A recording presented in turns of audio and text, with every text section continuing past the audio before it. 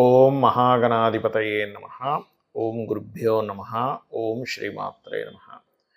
పరమేశ్వర స్వరూపమైనటువంటి జ్యోతిష, వాస్తు మరియు ఇతర అనేకమైనటువంటి శాస్త్రములను మనకు అందించినటువంటి మహర్షులకి నమస్కారం. హయగ్రీవ హయగ్రీవ హయగ్రీవేతి యోపధేత్ తస్స నిస్సరతే వాణి జహ్నుకన్యా ప్రవాహవత్. అరుణాం కరుణాతరంగితాక్షీం ధృతపాశాంకుశపుష్పబాణ చాపాం అనిమాదిభిరావృతాం మయూకైః అహమిత్యేవ విభావయే భవానీం. శ్రీమాత్రే నమః. ప్రేక్షకులకి ఆ లలితాంబిక అమ్మవారి యొక్క అనుగ్రహం పరిపూర్ణంగా కలగాలని మనస్ఫూర్తి కోరుకుంటూ మనం ఈరోజు చెప్పుకోబోయేటువంటి టాపిక్ ఏమిటి అని చూసుకున్నట్లయితే, వార ఫలితాల్లో 12వ తేదీ నుంచి 18వ తేదీ వరకు ఉన్నటువంటి గ్రహస్థితి ఏ విధంగా ఉంది, ఈ వార ఫలితాల్లో ఎవరెవరికి ఏ విధమైనటువంటి లాభాలు కలగనున్నాయి, ఏ విషయాల పట్ల జాగ్రత్తగా ఉండాలి, మరియు ఏ పరిహార మార్గం చేసుకోవాలి. అయితే ఈ విషయాలు చెప్తుంది నేనైనప్పటికీ కూడా చెప్పేస్తుంది సాక్షాత్ లలిత అమ్మవారిగా భావిస్తూ ఒక్కొక్క లగ్నం గురించి తెలుసుకుందాం. దానికంటే ముందు అసలు గ్రహస్థితి ఏ విధంగా ఉందో చూసుకుందాం. చంద్రుడు ఈ వారం మనకి 12వ తేదీ నుంచి 18వ తేదీ వరకు మనకి మిథున, కర్కాటక, సింహరాశిలో సంచరిస్తున్నాడు. కేతువు కన్యలోని, ధనస్సులో రవి బుధులు సంచరిస్తూ, రవి 14వ తేదీ మకరంలోకి మారుతున్నాడు. కుంభంలో శని శుక్రుడు యొక్క సంచారం, మీనంలో రాహు, వృషభ రాశిలో గురువు యొక్క సంచారం జరుగుతుంది. ముందుగా మేషలగ్నము, మేషరాశి. మేషం వారి కనుక చూసుకున్నట్లయితే ఇక్కడ రాస్యాధిపతి అయినటువంటి కుజుడు 4వ స్థానంలో ఉండి వక్రించినందుకు రైతులు, రియల్ ఎస్టేట్ రంగాల వారు కొంచెం జాగ్రత్త వహించాలి. మరియు మీరు ఉన్న ప్రదేశం మారేటువంటి యోగం కనబడుతుంది. 2వ స్థానంలో గురువు ఎప్పుడైతే ఉన్నాడో రావాల్సిన ధనం రావడం అనేటువంటి స్పష్టంగా గోచరిస్తుంది. మరియు 3వ స్థానాన్ని కనుక చూసుకున్నట్లయితే 3వ అధిపతి కాస్త బుధుడు 9వ స్థానంలో ఉన్నందుకు, అదేవిధంగా ఇక్కడ కొంచెం ఏదైనా ఇన్వెస్ట్మెంట్స్ చేసే విషయంలో కాస్త జాగ్రత్తగా చూసుకొని చేయాలి, ఎవరితోనైనా కమ్యూనికేట్ చేసే విషయంలో అనేటువంటి చాలా స్పష్టంగా గోచరిస్తుంది. విద్యార్థులు, రైతులు కొంచెం, రియల్ ఎస్టేట్ వాళ్ళు కొద్దిగా స్ట్రెస్గా ఉంటారనేటువంటి 4లో ఉండేటువంటి కుజుడు చూపిస్తున్నాడు. మరియు పంచమాధిపతి భాగ్యస్థానంలో ఉండడం చాలా మంచిది. అదే పంచమాధిపతి దశమ స్థానంలోకి వెళ్తున్నందుకు మీకు 14వ తేదీ తర్వాత నుంచి క్రియేటివ్ ఫీల్డ్, మెడికల్ ఫీల్డ్లో ఉండేటువంటి వారికి ఉద్యోగ అవకాశాలు అనేటువంటి బ్రహ్మాండంగా పెరుగుతాయి. అదేవిధంగా ఈ యొక్క 6వ అధిపతి 9వ స్థానంలో ఉన్నందుకు కాస్త తండ్రి గారి ఆరోగ్య విషయంలోని, పెద్ద మొత్తంలోని అప్పులు ఇవ్వడం, తీసుకునేటువంటి విషయాల పట్ల కాస్త జాగ్రత్తగా ఉండాలి. మీ యొక్క జీవిత భాగస్వామి పేరు మీద ఏదైనా బిజినెస్ స్టార్ట్ చేయడం అనేటువంటిది చాలా స్పష్టంగా చూపిస్తుంది. అదేవిధంగా కాస్త ఏకాదశంలో శుక్రుడు ఉన్నందుకు వివాహ జీవిత సంబంధించిన విషయాల్లో కాస్త జాగ్రత్త వహించాలి. అదేవిధంగా పూర్వీకుల ఆస్తులకు సంబంధించిన విషయంలో రీసెర్చెస్ చేసేటువంటి విషయాల్లో కొంత జాగ్రత్తగా ఉండండి. ప్రమోషన్స్ రావడానికి, ప్రమోషన్ సంబంధించిన కొంచెం మూవ్ అవడానికి గ్రహస్థితి మీకు అనుకూలంగా ఉంది. విదేశాలకు వెళ్ళడానికి, విదేశీ సంబంధంగా ఇంపోర్ట్ ఎక్స్పోర్ట్ రిలేటెడ్ సంబంధించినవి చేయడానికి కూడా చాలా అనుకూలంగా ఉంది. అయితే మీరు ప్రధానంగా ఇక్కడ మీరు 2 గ్రహాలకి, కుజ, కేతు గ్రహాల దగ్గర దీపారాధన చేయండి. మరియు నిత్యము కూడా మీరు సూర్య నమస్కారాలు ఎక్కువగా చేస్తూ ఉండండి.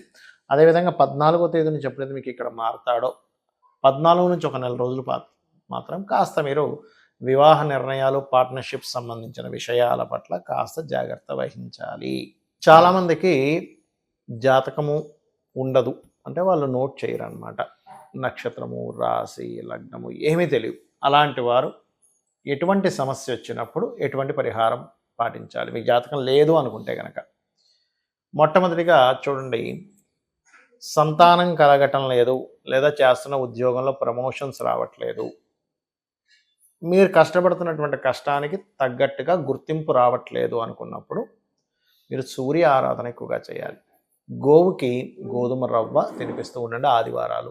ఖచ్చితంగా గోవులో సమస్త దేవతలు ఉంటారంటారు కాబట్టి ఖచ్చితంగా మీకు పేరు ప్రఖ్యాతలు రావడం జరుగుతుంది. దాంతోపాటు ఓం శ్రీమాత, శ్రీ మహారాజ్ని, శ్రీమత్ సింహాసనేశ్వరి నమః అని చెప్పి చేసుకున్నట్లయితే కూడా మీకు ఉద్యోగ అవకాశాలు పెరగడం, ఉద్యోగం రావడం కూడా జరుగుతుంది.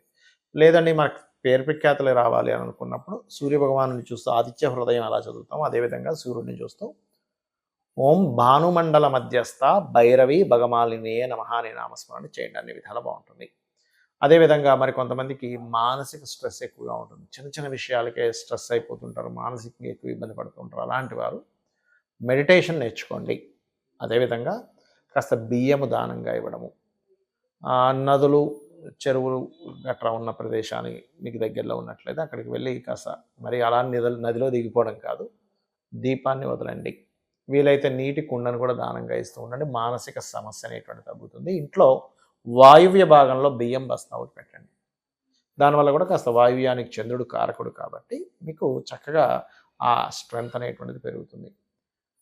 మరి అదేవిధంగా ప్రతిదానికి గొడవలు అవుతున్నాయండి, నా లైఫ్లో చిన్నప్పటి నుంచి చూస్తున్నాను ప్రతిదీ గొడవ అవుతుంది అని అనుకునేటువంటి వారు ముఖ్యంగా కుజగ్రహం దగ్గర దీపారాధన చేయడము.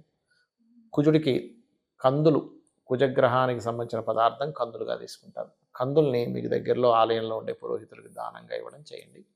దీంతోపాటు హనుమత్తు ఉపాసన లేదా సుబ్రహ్మణ్యేశ్వర స్వామి ఆరాధన, శివారాధన, విష్ణు సహస్రనామాలు ఎక్కువగా వింటూ ఉంటే కూడా మీకు గొడవలు తగ్గుతాయి. దీంతోపాటు లలితా సహస్రనామాల్లో ఓం కర్పూర వీటి కామోద సమాకర్ష దిగంతరాయే నమః అనే నామస్మరణ చేయండి, ఖచ్చితంగా బాగుంటుంది. అదేవిధంగా మీకు వ్యాపారాల్లో రాణించాలి, వ్యాపారంలో రాణించటం లేదు, అలాంటి వారు ప్రత్యేకంగా మీ యొక్క వ్యాపార సంస్థలో నిత్యము విష్ణు సహస్రనామాలు ప్లే అయ్యేలా చూడండి. రెండవది ఏంటంటే వ్యాపార అభివృద్ధికి ఆకర్షణ యంత్రము అని ఉంటుంది. దాన్ని ఏదో మార్కెట్లో దొరికింది కదా అని ఇంత యంత్రం తెచ్చేసుకొని పెట్టుకుంటే కాదు. దాన్ని సరైన పద్ధతిలో కనుక బీజాక్షర సహితంగా యంత్రం ఉన్నది కనుక మీకు మీ గోత్రనామాలతో దానికి జపం చేసే శక్తిని చేకూర్చి కనుక మీరు మీ యొక్క వ్యాపార సంస్థలో పెట్టుకున్నట్లయితే ఖచ్చితంగా మీకు కలిసి వస్తుంది దానివల్ల. అలాగే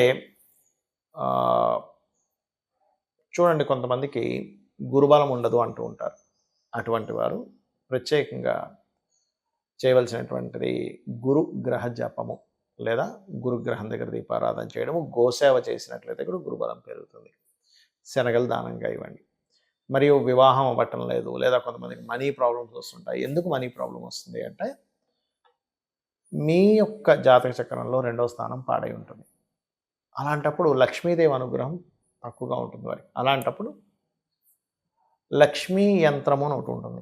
లక్ష్మీ యంత్రాన్ని పెట్టుకొని మీరు నిత్యము పూజ చేసినట్లయితే కూడా దానికి కూడా సేమ్ మీ గోత్రనామాలు, దానికి సంబంధించిన పర్ఫెక్ట్ యంత్రాలు మార్కెట్లో దొరికేటువంటివి అంత పర్ఫెక్ట్గా ఉండవు. పర్ఫెక్ట్ యంత్రం దానికి జపాన్ని దారపోసి శక్తిని దారపోసి కనుక మీరు చేసినట్లయితే, ఎందుకంటే నాకు తెలిసిన చాలామందికి నేను అది చెప్పినప్పుడు వాళ్ళు తీసుకొని చేసినప్పుడు వాళ్ళు చాలా మంచి రిజల్ట్స్ కూడా వాళ్ళు చూశారు. యాక్చువల్గా చెప్పాలంటే అంటే లైఫ్లో అంటే ఉన్న స్టెప్ నుంచి కొంత వెళ్తారు. అదేదో నేను ఒకటేసారి కోట్లు సంపాదిస్తారని మాత్రం నేను చెప్పను. ఎందుకంటే ఏదైనా సరే మన శాయశక్తిలో మనం ప్రయత్నం చేస్తుండాలి, దేవతానుగ్రహం కూడా ఉండాలి, అది చేయండి.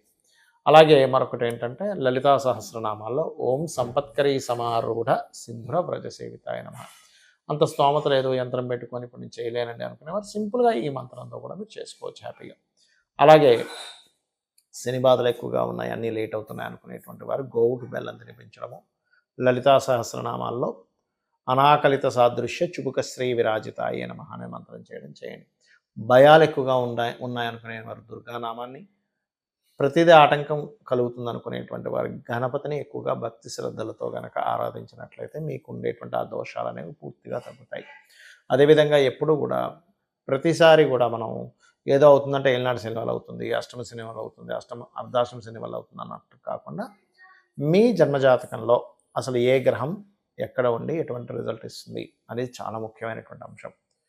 అసలు ఏ భావాధిపతి అక్కడ మూవ్ అయ్యాడు, దానికి ఎటువంటి ఫలితాలు వస్తున్నాయి అనేది క్లీన్గా అబ్జర్వ్ చేసి ఆ గ్రహానికి సంబంధించిన దానము మంత్రము చేస్తే ఖచ్చితంగా మీకు ప్రాబ్లం అనేటువంటిది క్లియర్ అవుతుంది. ఇక అమ్మవారి అనుగ్రహం మీకు పరిపూర్ణంగా ఉండాలని మనస్ఫూర్తిగా కోరుకుంటూ శ్రీమాత్రే నమః.